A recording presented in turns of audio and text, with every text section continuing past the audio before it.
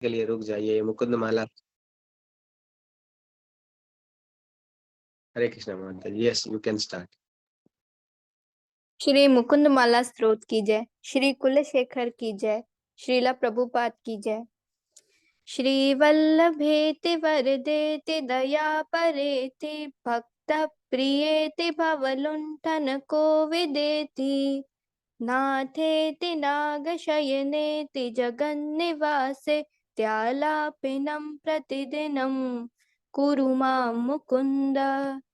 जयतु देवो देवकीनन्दनोऽयं जयतु कृष्णो वृष्णिवंशप्रदीपः जयतु मेघा श्यामलः कोमलाङ्गो जयतु पृथ्वी भारनाशो मुकुन्दः मुकुन्दमूर्ध्ना प्रणिपत्य याचे भवन्त्यमेकान्तमियन्तमर्थम् अविस्मृतिस्त्वचरणारविन्दे भवे भवे मेस्तु भवत्प्रसादात् नाहं वन्दे तव चरणयो द्वन्द्वमद्वन्द्वहेतो कुम्भीपाकं गुरुमपि हरे नारकं नापनेतुम् रम्या रामा मृदुतनुलता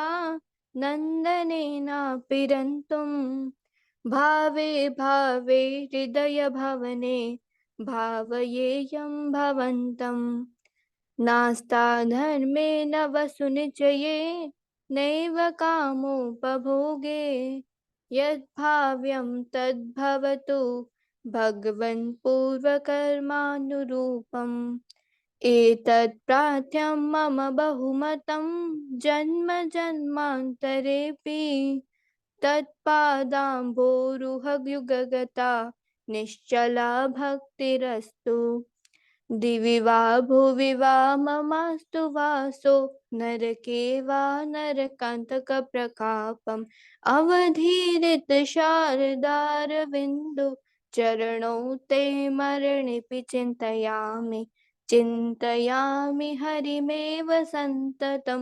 मन्दहासमुदितान्नाम्बुजम् नन्दगोपतनयं परात्परं नारदादिमुनिवृन्दवन्दितं करचरणसरोजे कान्तिमन्नेत्रमीने श्रममुषिभुववीचि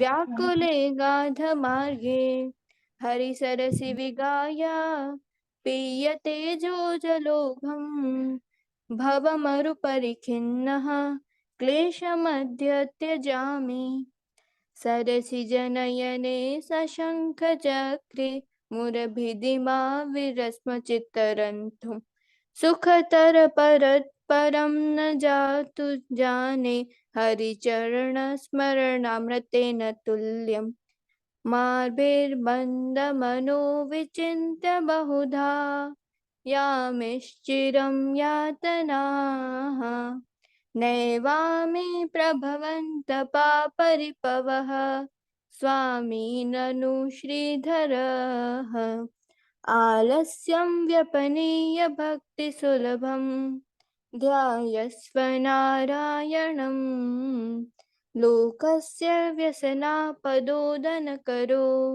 दासस्य किं न क्षमाः भवजलधिगतानां द्वन्द्ववाताहतानां सुतदुहितकलत्र त्राणभारार्दितानां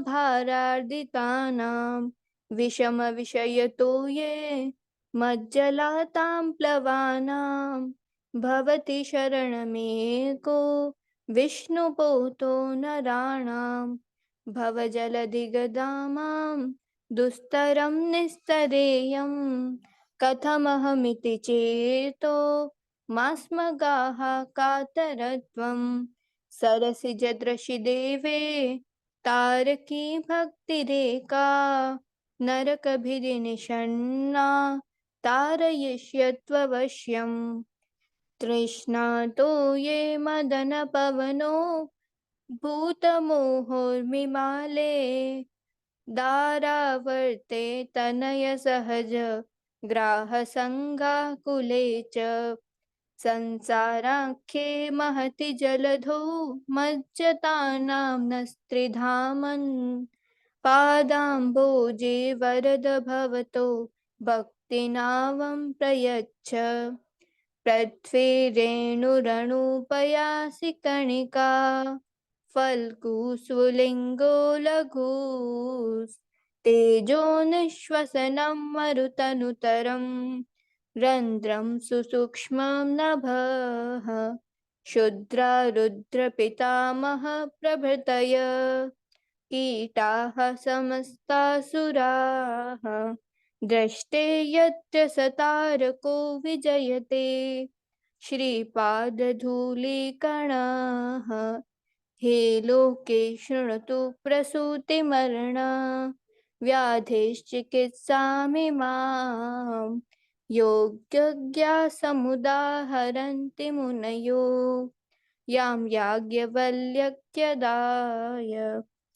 अन्तर्ज्योतिमयमेकमृतं कृष्णाख्यमापीयताम् तत्पीतं परमौषधं विनतु ते निर्वाणमात्यन्तिकम् हे मृत्या परमं हितं शृणु तवो वक्ष्यामि सङ्गे पतः संसारार्णवमापुपदूर्मि बहुलम् सम्यक् प्रविश्य स्थिताः नानाज्ञानमपास्य चेतसि नमो नारायणयेत्यमुमुः मन्त्रं स प्रणवं प्रणामसहितं प्रावर्त्यध्यं मुहुः नाथेन पुरुषोत्तमेति जगता एकाधिपे चेतसा सेव्ये स्वस्य पदस्य दातरि परे नारायणे तिष्ठति यं कञ्चित् पुरुषाधमं कतिपय ग्रामेष्मल्यपार्थदम् सेवाये मृगयामहे नरमहो मूढा वराका वयम् बद्धेन जलिना नतेन शिरसा गात्रे सरोमेद्वगमे कण्ठेन स्वरगद्गदेन नयने नोद्गीर्णवाप्नाम्बुना नित्यं त्वच्चरणारविन्दयुगल ध्यानामृतास्वादिना अस्माकं सरसीरुहाक्ष सततं सम्पद्यतां जीवितम् यत्कृष्णप्रणिपादधूलिधवलं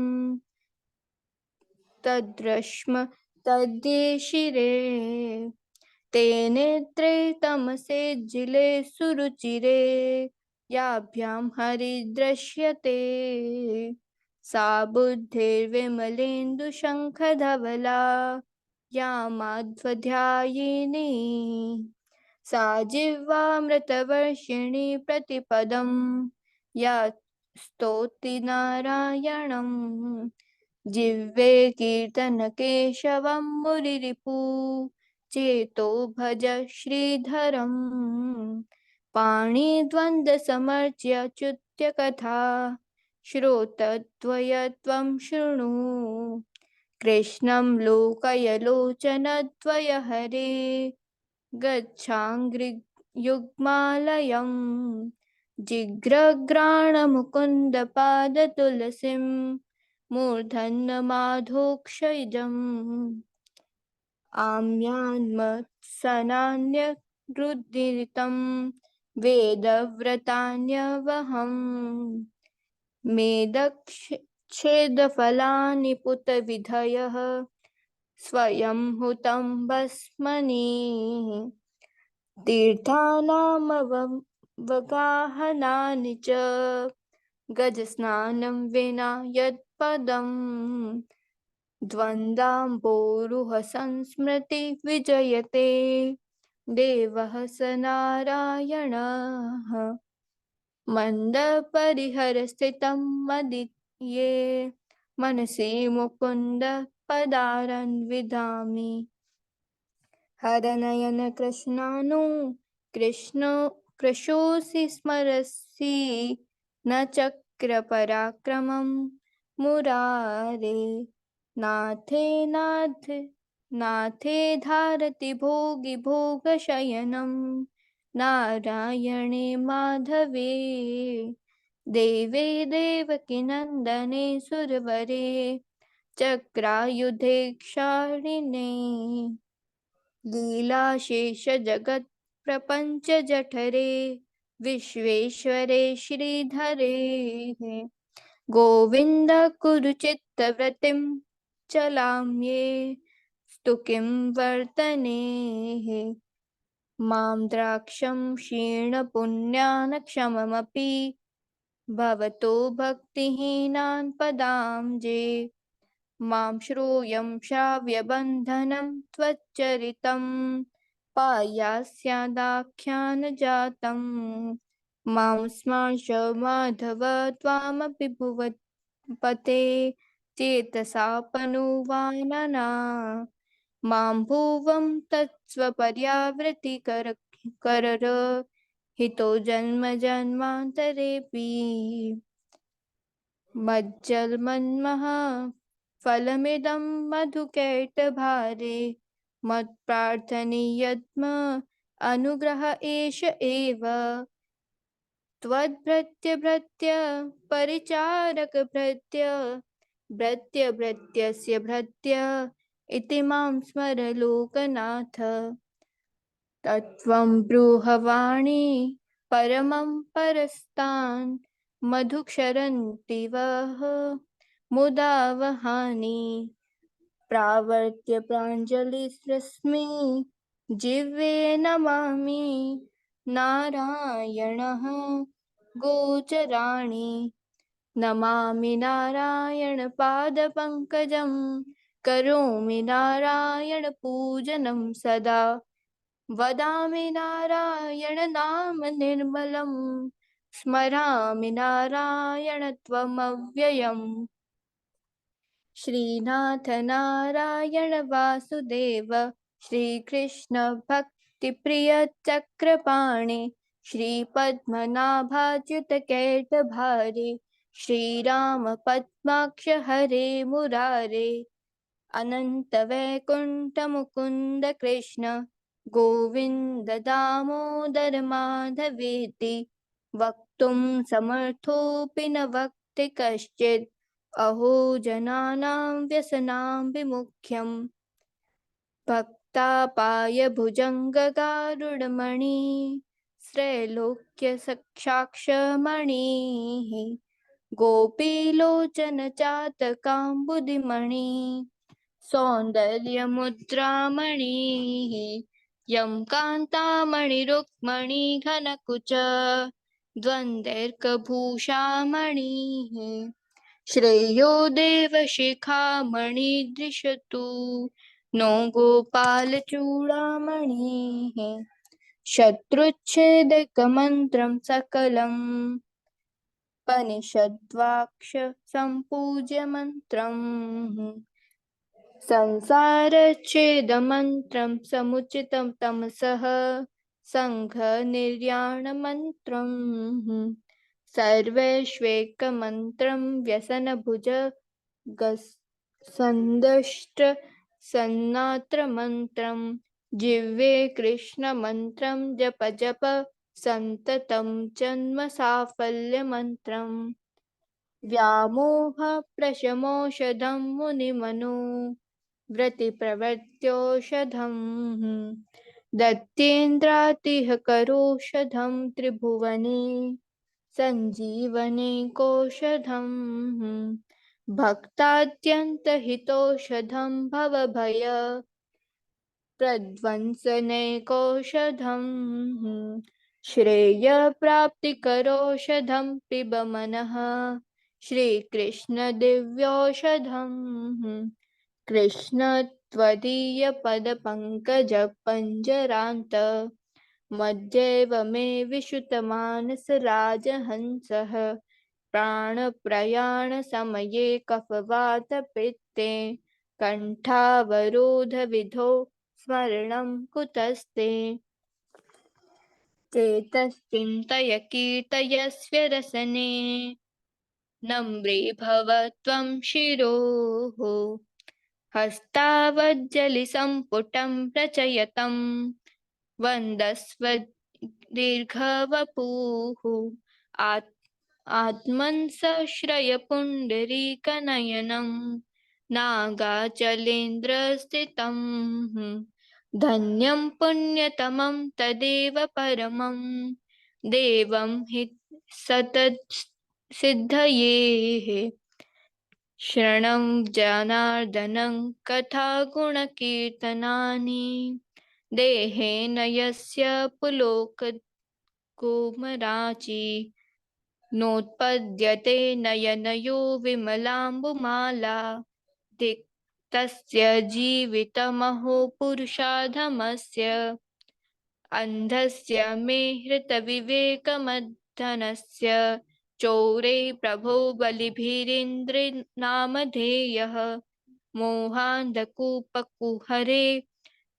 विनिपातितस्य देवेश देहि कृपणस्य करावलम्बम् इदं शरीरं परिणामपेशलं पतस्य वश्यं सतसन्धिजर्जरं किमौषधं पृच्छसि मूढदुर्मते निराम्यं कृष्णरसायनं पिब आश्चर्यमेतद्य मनुष्यलोके सुधां परित्यज्य विषं पिबन्ति नामानि नारायणगोचराणि त्यक्त्वा कुहका पठन्ति त्यज्यन्तु बान्धवा सर्वे निन्दन्तु गुरवो जनाः तथापि परमानन्दो गोविन्दो मम जीवनम् सत्यं ब्रवामि मनुजा स्वयं मूर्ध्वबाहुर्योः यो मुकुन्द नरसिंह जनार्दनेति जीवो जपत्युनिदं मरणे रणे वा पाषाणकाष्ठसदृशाय ददात्यभीषणम् नारायणं नम इत्युमेव मन्त्रं संसारघोरविषनिर्याणनित्यं शृण्वन्तु भव्यमतयो यतो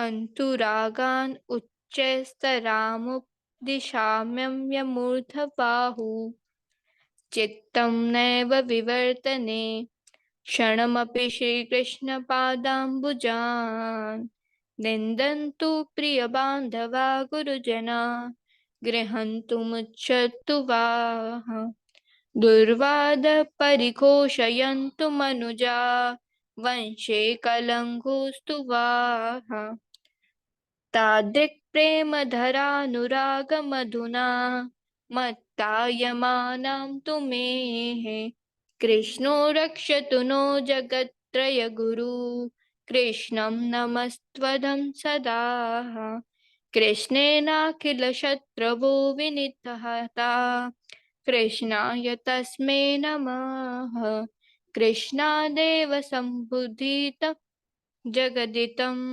कृष्णस्य दासोऽम्यहं कृष्णे तिष्ठति विश्वमेतदखिलं हे कृष्ण रक्षस्व माः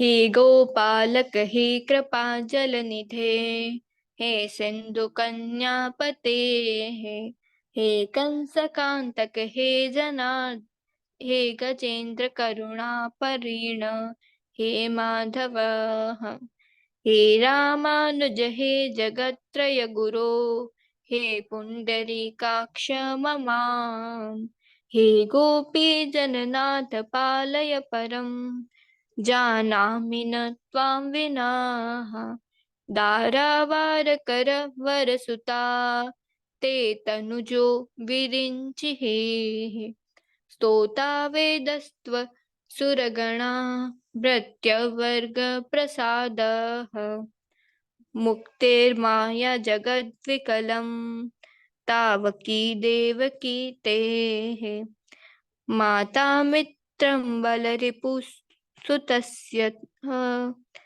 त्वदयनं न जानेः प्रणाममीशस्य शिरःफलं विदुस्तच्चर्ण प्राणफलं दिवोकसः मनः फलं तद्गुणस्तत्त्वचिन्तं वचः फलं तद्गुणकीर्तनं बुधा श्रीमन्नाम प्रोच्य नारायणख्यं केन प्रावर्षितं पापिनोऽपि हान पूर्ववाक् प्रवर्तन तस्मै तेन प्राप्तं गर्भावती दुःखम् ध्यायन्ति ये विष्णुमनन्तमव्ययं हत्पद्ममध्ये सतं व्यवस्थितं समाहितानां सतताभयप्रदं ते यान्ति सिद्धिं परां तु वैष्णवीं तत्त्वं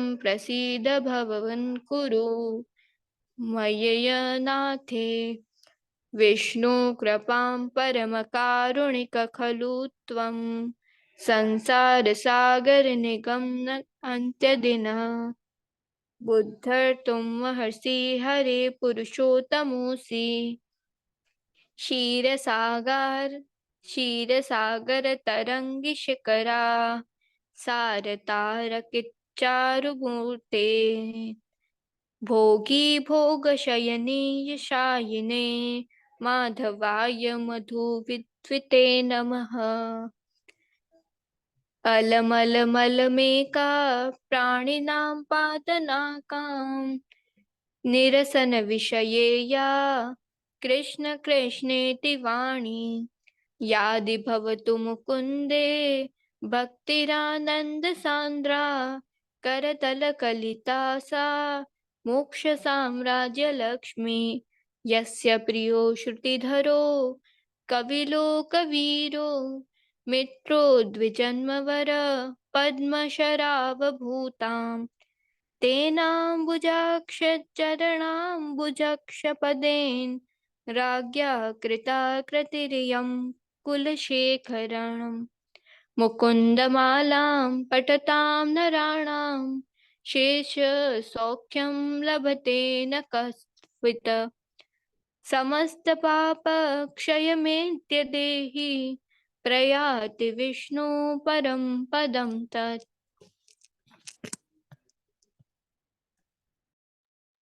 हरे कृष्ण प्रभु जी।